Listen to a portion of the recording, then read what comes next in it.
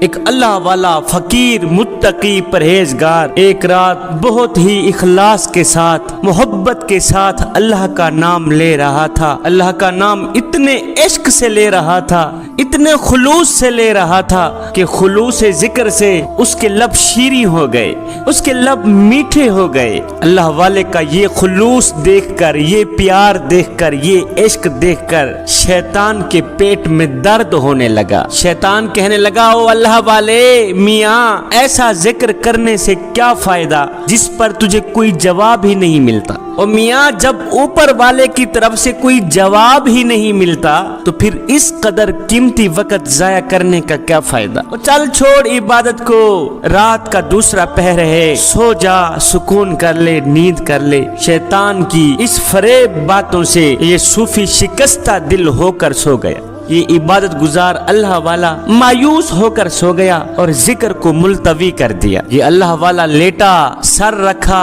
آنکھ لگی، نیند آئی، ادھر سے نیند آئی، ادھر سے خواب میں حضرت خضر علیہ السلام تشریف لے آئے۔ خضر علیہ السلام خواب میں تشریف لے آئے، کہنے لگے، میاں تو نے ذکر سے کیوں غفلت کی ہے؟ تو نے ذکر کو کیوں ملتوی کر دیا؟ ذکر کو کیوں چھوڑ دیا؟ تو یہ صوفی کہنے لگا، میاں میں کیا کروں، میں مایوس ہو گیا ہوں کہ جتنی بھی عبادت کرتا ہوں، جتنا بھی ذکر کرتا ہوں، جتنا بھی اللہ کا نام لیتا ہوں، اللہ کی طرف سے مجھے کوئی جواب نہیں ملتا۔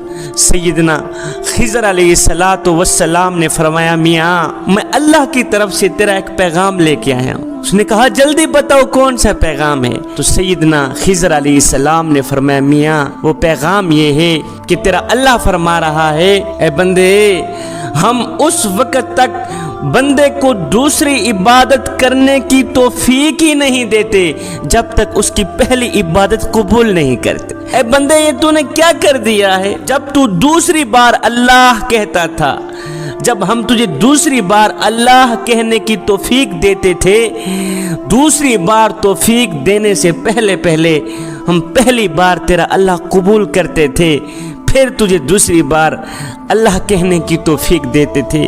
اور نادان، تجھے پتہ نہیں ہے کہ ہم اس وقت تک دوسری عبادت کرنے کی اپنے بندے کو توفیق ہی نہیں دیتے جب تک اس کی پہلی عبادت قبول نہیں کرتے۔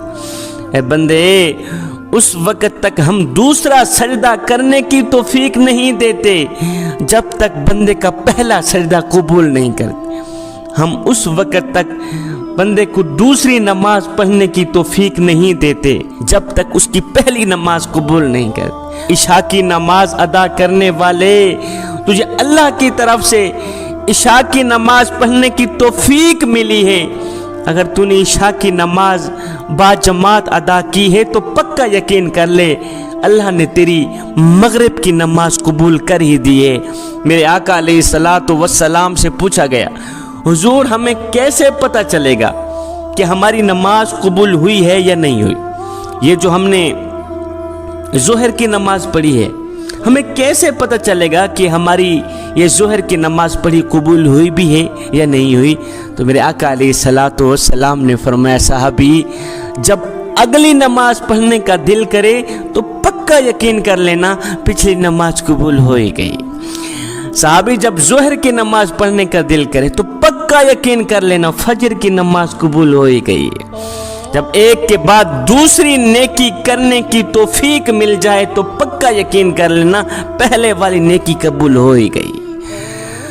تو ہمارے اندر یہ جو شیطان بیٹھا ہوا ہے نا، یہ شیطان ہمیں کوئی کام نہیں کرنے دیتا، کوئی نیک کام نہیں کرنے دیتا، یہ ہر کام سے روکتا ہے۔ یہ چاہتا ہے تم جہنمی بن جاؤ، اللہ کے دشمن بن جاؤ۔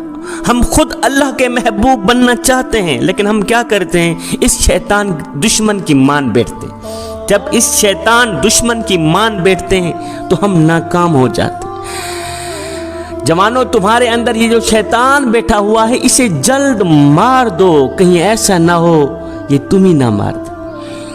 اگر تم اسے نہیں مارو گے تو یہ تم ہی مار دے گا۔ جوانوں، اس شیطان کو گرفتار کر لو، پکڑ لو، جکڑ لو، کہیں ایسا نہ ہو کہ یہ تم ہی گرفتار کر لے۔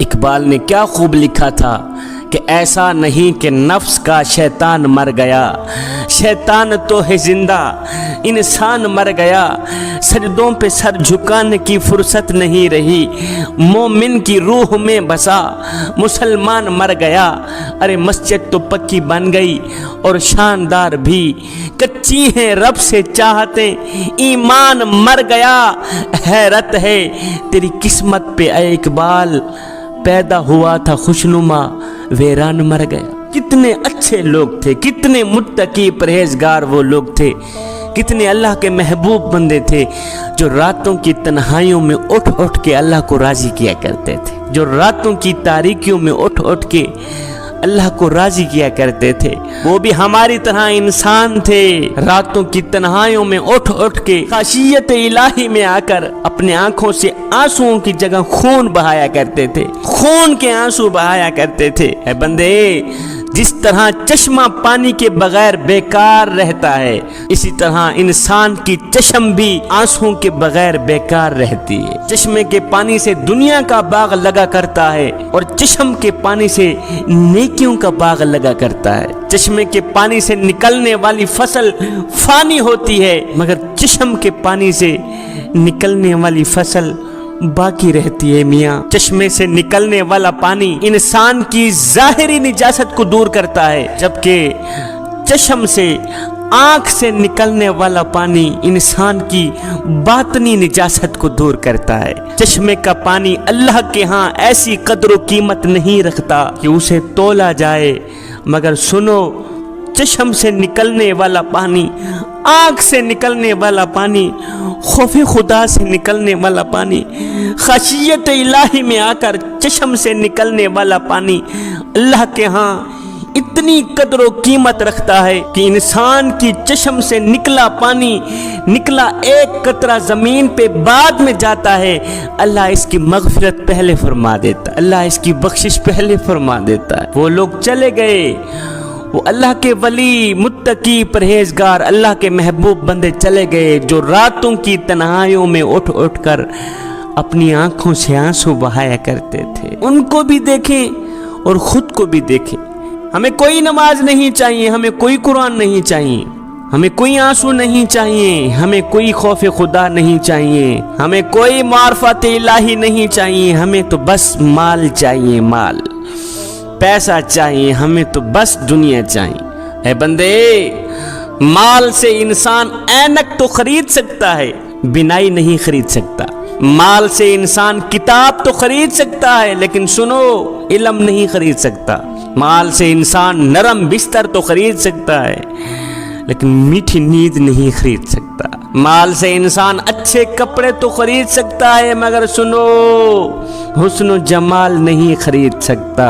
مال سے انسان گھر میں نوکر تو لا سکتا ہے، مگر نیک بیٹا نہیں لا سکتا۔ مال سے انسان لوگوں کی خوشامد تو لا سکتا ہے، لیکن کسی کے دل کی محبت نہیں خرید سکتا۔ مال سے کام تو صرف دنیا میں ہی ہوتے ہیں، روز محشر میں تو اس مال کا کوئی تعلق نہیں میاں۔